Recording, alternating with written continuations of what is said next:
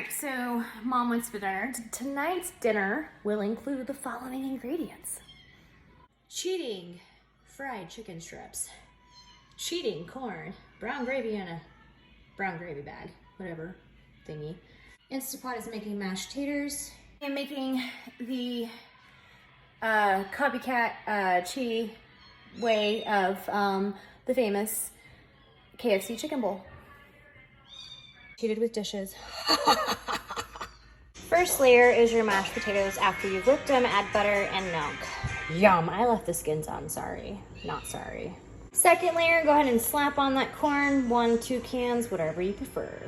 Salt, pepper, adding butter. I'm gonna take my easy peasy store-bought chicken, cut it up, and put it on top. On this note, I have cut my chicken and layered it on top. Yeah. I do have leftover mashed potatoes, which can be added, and more chicken strips if they want to add more to their actual plate. Top it with some cheese, slam that baby in the oven, 350. Everything's cooked, so just until the cheese melts, okay? Got that?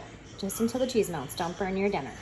So here we have our famous bowl with it melted. I have my gravy on the side for those who want it and don't. And then if you want to add maybe like fried onions on top, just saying. Right now.